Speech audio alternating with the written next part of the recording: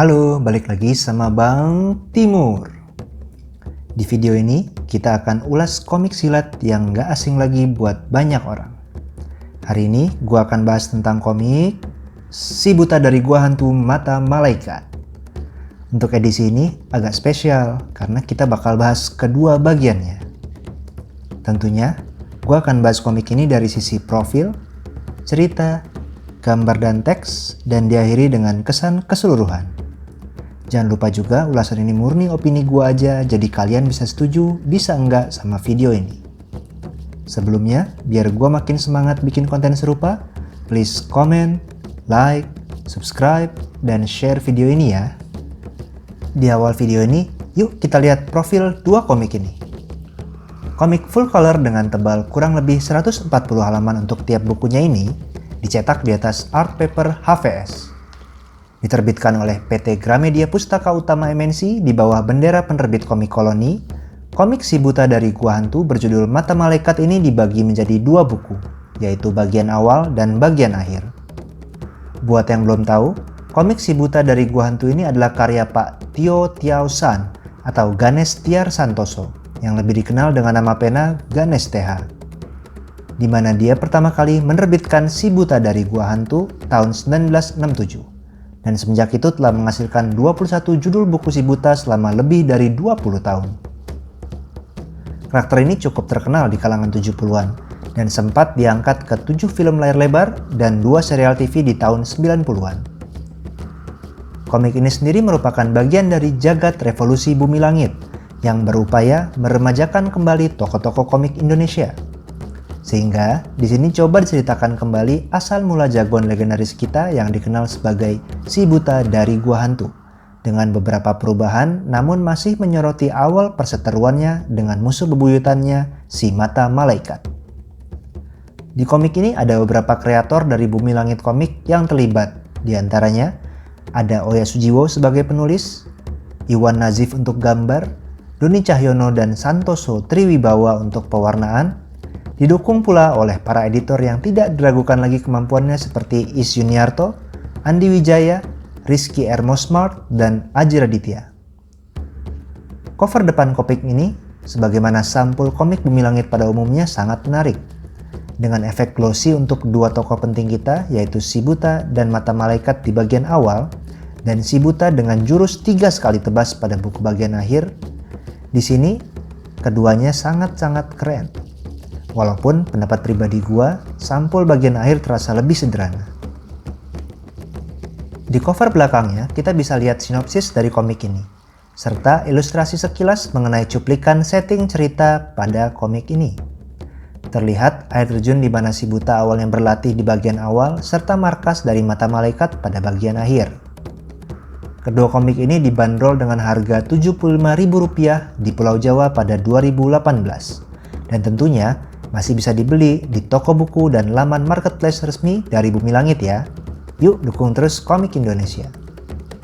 Seperti banyak komik Bumi Langit lainnya, komik Si Buta punya rating 17 tahun ke atas. Tentunya karena banyaknya adegan kekerasan dan di komik ini penuh dengan pertarungan silat. Ngomong-ngomong, di Comixology, salah satu platform komik online milik Amazon.com, ternyata komik ini udah dijual secara internasional loh dalam bahasa Inggris. Judulnya The Blind from Phantom Cavern Mata Malaikat. Sempat mikir sih, kalau Mata Malaikat diterjemahin ke bahasa Inggris jadi Angel Eyes mungkin kurang cocok ya. Jadi kurang garang gimana gitu. Sebagai tambahan, di dua komik ini kita dapat bonus poster loh. Untuk buku bagian awal, gambarnya sama dengan covernya, yaitu Si Buta melawan Mata Malaikat. Sedangkan, buku bagian akhir berisi poster Si Buta yang sedang melawan ular raksasa di Gua Hantu. Lumayan buat kalian yang koleksi poster untuk ditempel di kamar. Hehehe.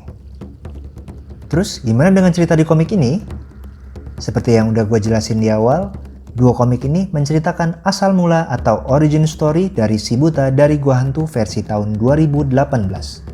Tentunya ada sedikit perubahan dari asal mula Si Buta di tahun 1967. Namun Bumi Langit sempat bilang kalau di cerita ini mereka ingin lebih mengupas karakter Mata Malaikat sebagai musuh Si Buta. Yang sayangnya di komik originalnya, walaupun bengis, tapi menurut mereka pertarungan pamungkasnya terbilang anti klimaks.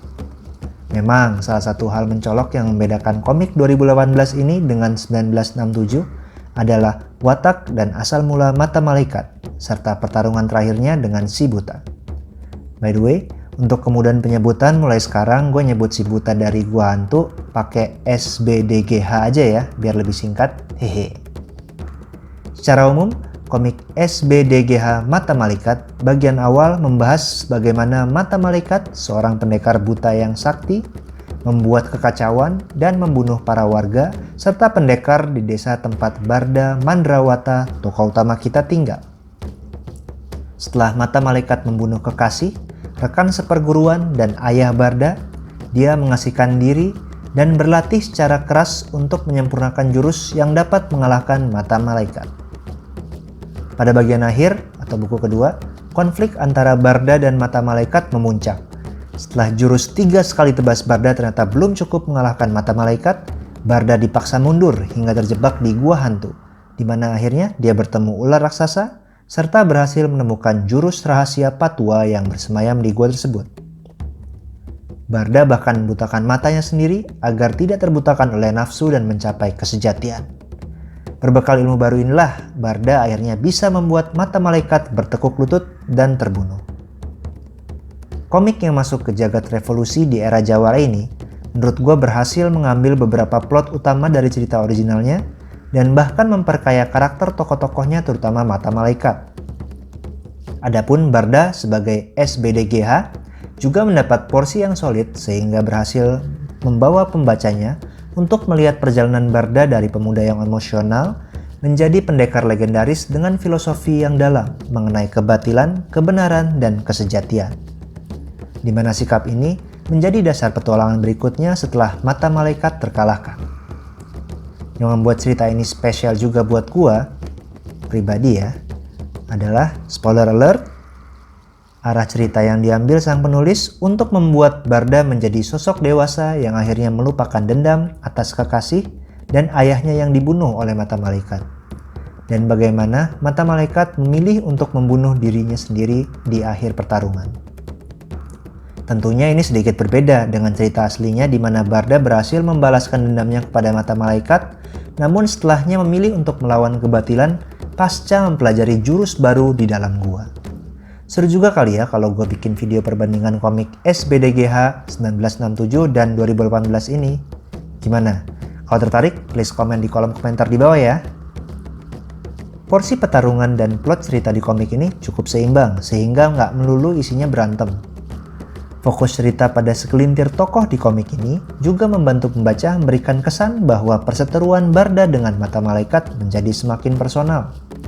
Pergolakan dendam Barda diceritakan dengan baik, dan tentunya kebengisan dan kedikdayaan Mata Malaikat sebagai tokoh antagonis sangat terasa dari kelicikan, sikapnya yang sadis, dan mulutnya yang manis. Walaupun flashback singkat mengenai Mata Malaikat memberikan sedikit bumbu mengenai kenapa dia menjadi sosok yang sadis seperti itu. Ending cerita ini pun cukup memuaskan di mana simpul cerita dua tokoh utama kita, yaitu Barda atau si buta dan Mata Malaikat, terasa tuntas dan terbayar di akhir. Tentunya, salah satu kejadian di akhir cerita ini juga membuka banyak kemungkinan mengenai kemana cerita si buta dan jagat revolusi akan dibawa oleh Bumi Langit Komik. Penasaran kan? Nah, secara keseluruhan gue suka banget sama cerita dan kedalaman karakter dari komik ini. Tentunya, ini menjadi pembuka yang manis untuk komik Bumi Langit Jagat Revolusi era Jawara. Yap, aspek cerita udah panjang lebar kita bahas, sekarang saatnya masuk ke aspek gambar dan teks. Standar gambar Bumi Langit untuk era Jawara ini sebenarnya nggak perlu diraguin lagi.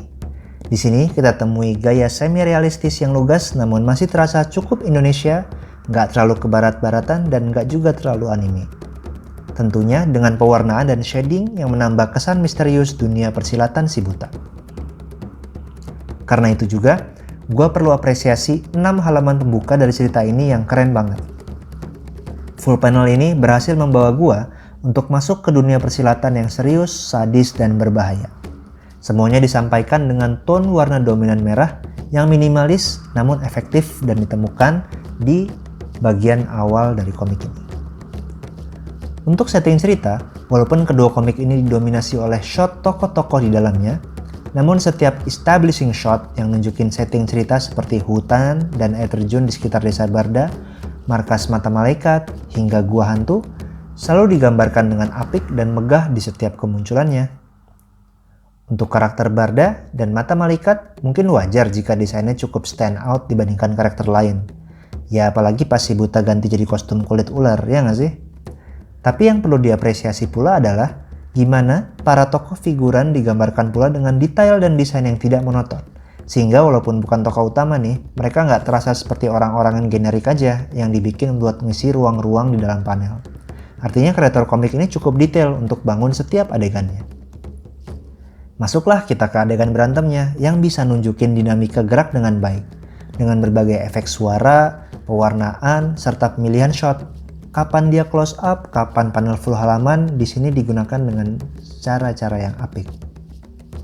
Tentunya setting hujan di pertarungan terakhir Mata Malaikat versus si buta menjadi pilihan kreatif yang segar. Karena berhasil menambah kesan dramatis adegan pamungkas tersebut. Penataan panel di komik ini juga menarik sih. Dibuka dengan full panel, lalu diikuti panel simple hingga masuk ke panel bertumpuk menjelang adegan aksi di komik ini. Ini berimbas pada pacing yang terjaga baik di mana adegan terasa sangat cepat di adegan tarung dan melambat dengan pas di adegan drama. Untuk panel favorit gue masih belum bisa lepas nih dari panel pembuka komik ini di bagian awal. Walaupun jurus 3 sekali tebas si buta versus mata malaikat di bagian akhir juga gak kalah kerennya. Untuk font dan balon kata rasanya cukup standar dengan komik Bumi Langit lainnya. Walaupun mungkin akan lebih berasa bedanya saat kita bandingin versi 2018 ini dengan versi 1967. Layaknya komik Indonesia era 70-an lainnya, porsi teks pada komik original SBDGH di masa itu terasa lebih padat, sehingga melambatkan cerita dan membuat sisi dramanya pada cerita lebih kental. Adapun kembali ke versi 2018 ini, komposisi gambarnya lebih dominan dibandingkan teksnya, walaupun tentunya komik ini punya dialog-dialog yang sangat memorable. Salah satunya adalah rangkaian dialog Barda saat akan membutakan matanya di gua hantu. Walaupun dialog yang disampaikan bukan merupakan kiasan, namun rasanya kata-kata tersebut membutuhkan sedikit waktu untuk dicerna dan dikaitkan dengan adegan yang sedang terjadi atau digambarkan untuk benar-benar memahami maknanya secara utuh. Setidaknya buat gue ya, tapi coba deh kalian hayati tiap kata-katanya.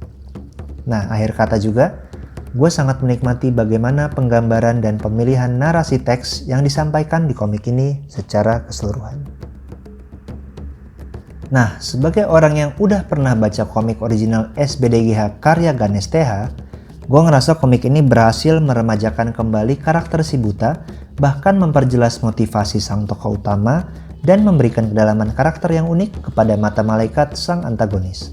Artinya, komik ini berhasil memberikan nuansa dan kesan yang segar, bahkan berhasil membuat gua untuk terus baca kisah si buta berikutnya di jagat revolusi ini. Oke, sekian dulu ulasan gua kali ini ya.